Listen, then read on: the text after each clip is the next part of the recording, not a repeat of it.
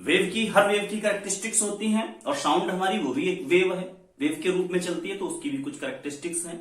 उन्हीं कैरेक्टरिस्टिक्स की आज हम बात करेंगे, यानी कैरेक्टरिस्टिक्स ऑफ साउंड। तो मुख्यतः 3 कैरेक्टरिस्टिक्स की हम बात करेंगे। पिच सबसे पहले उसमें आता है। पिच क्या है? पिच को ऐसे समझ सकते हैं आप कि कोई भी ध्वनि यदि हम सुनते हैं तो हम पहचान लेते हैं कि वो किसी महिला की ध्वनि है, पुरुष की ध्वनि है या किसी और जानवर की ध्वनि है। अलग अलग ध्वनियां जब हमारे कानों तक पहुंचती हैं तो हम उनको अपने अनुभव के आधार पर समझ लेते हैं। तो कोई न कोई ऐसी उनकी क्वालिटी तो है ध्वनि की कि हम उससे ये पता कर लेते हैं कि ये किस चीज की ध्वनि है। तो पिच ऐसा गुण है ध्वनि का जो हमें यह बताता है कि कोई भी ध्वनि मोटी है या पतली है। जैसे आपने देखा होगा शेर, लॉयन या एलिफेंट। लॉयन की देखी होगी दहाड़, शेर दहाड़ता है तो कितनी उसकी भारी आवाज होती है। या एलिफेंट भी कह सकते हैं, या एलिफेंट, तो एलिफेंट की भी बहुत भारी आवाज होती है। फिर यदि हम बात करें मनुष्य यानी मैन, उसकी थोड़ा सा महीन उससे आवाज। फिर महिला की जो आवाज है वो उससे भी, यानी पुरुष की तुलना में महिला की आवाज थोड़ी महीन होती है।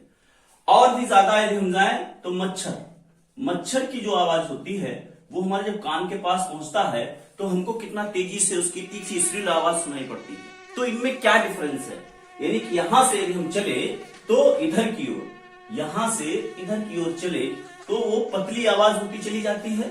यानी कि यहां पे क्या था, ये हमारी जो साउंड थी ये लो पिच साउंड थी। लो पिच साउंड यानी कि जो भारी आवाज है उसकी लो पिच होती है, और जितनी पतली आवाज होती चली जाती है वो हमारी क्या कहलाती है, high pitch sound. Low pitch sound और high pitch sound. Low pitch sound मतलब मोटी आवाज और हाई पिच साउंड मतलब महीन आवाज। अब इसका मतलब ये निर्भर किस पे करती है, किस पैरामीटर पे पिच निर्भर करती है? ये निर्भर करती है फ्रीक्वेंसी पे। लो पिच का मतलब है इसकी लो फ्रीक्वेंसी है। इसकी कैसी फ्रीक्वेंसी है? लो फ्रीक्वेंसी है।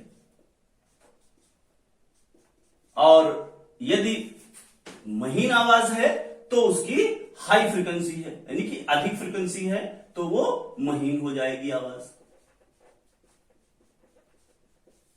अब इसको हम एक ग्राफ के द्वारा समझ सकते हैं। देखिए हमने 2 ग्राफ लिए हैं, उतना ही टाइम लगभग हमने उतना ही दिया है, लेकिन इसमें आप देखेंगे तो कम वेव्स हैं, यानी इसकी फ्रीक्वेंसी कम है। और इसमें देखिए ये बहुत जल्दी हो रहे हैं इसमें ऑसिलेशंस, तो इसमें क्या है, फ्रीक्वेंसी ज्यादा है। तो ये कैसी साउंड होगी और ये कैसी होगी? तो ऊपर वाली जो साउंड हमारी होगी वो लो पिच साउंड है, लो पिच साउंड है।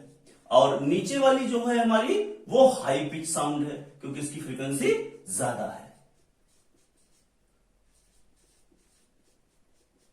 तो लो पिच साउंड और हाई पिच साउंड, यानी महीन आवाज है तो हाई पिच साउंड और मोटी आवाज है तो लो पिच साउंड। ठीक है, अगला हम पैरामीटर जानते हैं लाउडनेस। लाउडनेस नाम से पता चल रहा है, यानी कि तेज आवाज। लाउड स्पीकर से समझ सकते हो लाउडनेस को, मतलब तेज आवाज। तो एक आवाज धीमा, जैसे आपने धीरे किया तो धीरे आवाज, और तेज आवाज की ताली बजाई तो तेज आवाज। तो इसमें क्या फर्क हो गया पहले और बाद में? इसमें फर्क हो गया है लाउडनेस का। तो लाउडनेस क्या है? लाउडनेस हमको यह बताता है कि जो हमको आवाज तेज सुनाई पड़ती है उसकी लाउडनेस ज्यादा, वो लाउड आवाज है, और जो धीमे सुनाई पड़ती है वो सॉफ्ट साउंड है। तो लाउडनेस किस पे निर्भर करता है? ये निर्भर करता है एम्पलीट्यूड पे। लाउडनेस एम्पलीट्यूड पे निर्भर करता है। तो यहां पे यदि हम बात करें, हमने 2 ग्राफ ले रखे हैं। एक तो ये ग्राफ है, टाइमिंग दोनों की लगभग सेम है।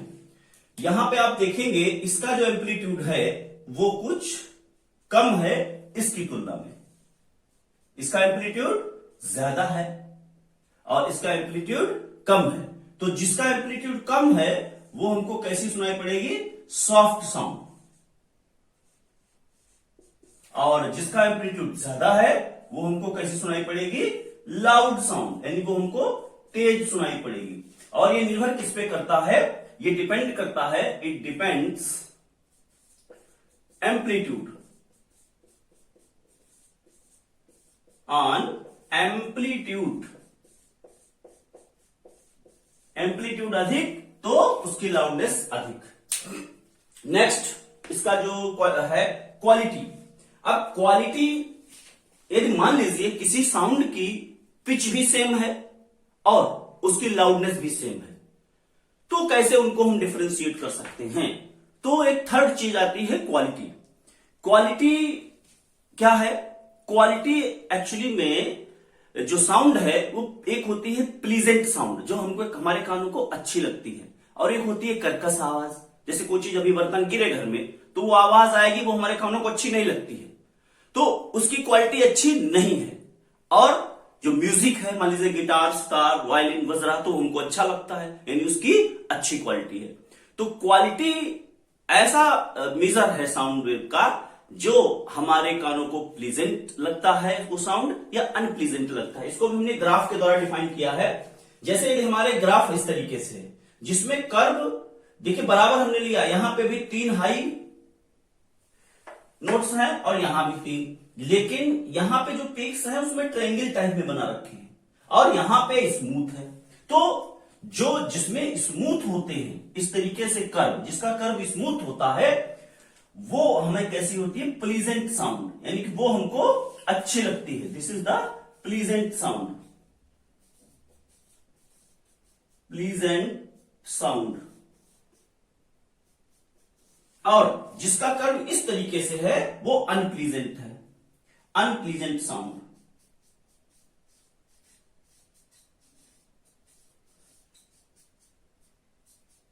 तो ये किस पे निर्भर करता है? ये वेव पे निर्भर करता है, वेव फॉर्म पे, यानी कि जो वेव कैसा है उस वेव साउंड का, ये उसी पे निर्भर करता है, वेव पे। वेव से ही हम इसका समझ सकते हैं कि उसका ग्राफ वेव देख करके पता लगा सकते हैं कि वो प्लीजेंट साउंड है या अनप्लीजेंट साउंड है। इसी को एक दूसरे नाम से भी जानते हैं, टिम्बर।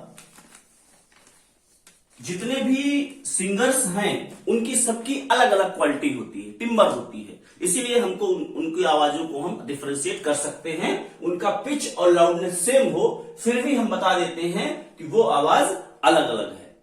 जैसे हमारा गला पड़ गया है तो हम आवाज साफ नहीं निकल रही, आवाज तो वही है, पिच भी वही है और लगभग लाउडनेस भी वही है, लेकिन आवाज बदल गई तो क्या हुआ? उसकी क्वालिटी बदल गई। क्वालिटी बदलने से वो आवाज हमको डिफरेंट तरीके की पता लगने लगती है।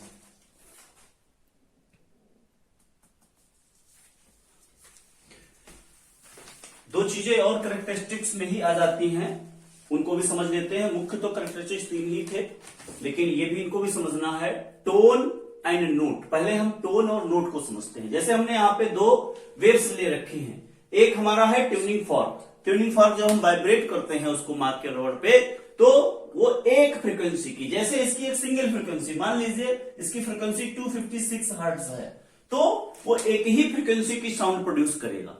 तो वो कैसी हमारी हो गई? Single frequency sound. तो सिंगल फ्रीक्वेंसी साउंड जो है वो क्या कहलाती है? वो हमारी कहलाती है टोन।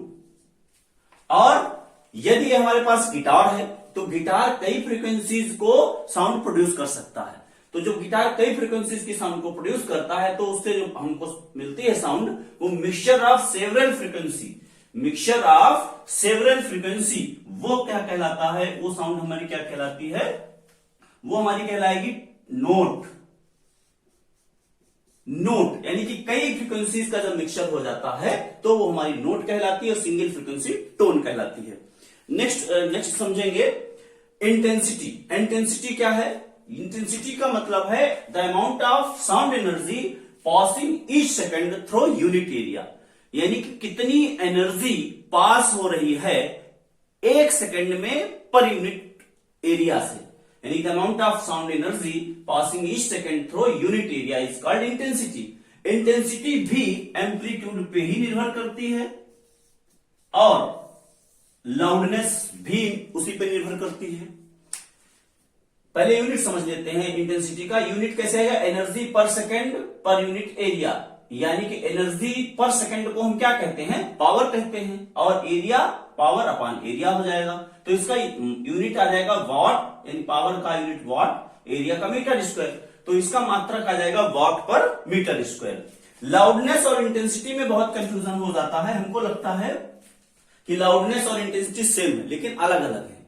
इंटेंसिटी और लाउडनेस डिपेंड तो एम्पलीट्यूड पे ही करते हैं, लेकिन ये क्या है, ये उस एनर्जी को प्रदर्शित करता है कि कितनी एनर्जी पास हो रही है किसी पर यूनिट एरिया से एक सेकंड में। लाउडनेस क्या है, ये हमारे कानों की क्षमता से संबंधित है कि मान लीजिए एक ही इंटेंसिटी की साउंड आ रही है, लेकिन दो लोगों को वो अलग अलग सुनाई पड़ेगी, क्योंकि उनकी कान की जो क्षमता है वो अलग अलग है। तो ये लाउडनेस है response of ear to sound, कि हमारा कौन कैसे रिस्पॉन्ड कर रहा है उस साउंड के प्रति। तो इंटेंसिटी सेम होने पर भी लाउडनेस अलग अलग हो सकती है, ये डिपेंड करता है पर्सन टू पर्सन कि जो उसको सुन रहा है।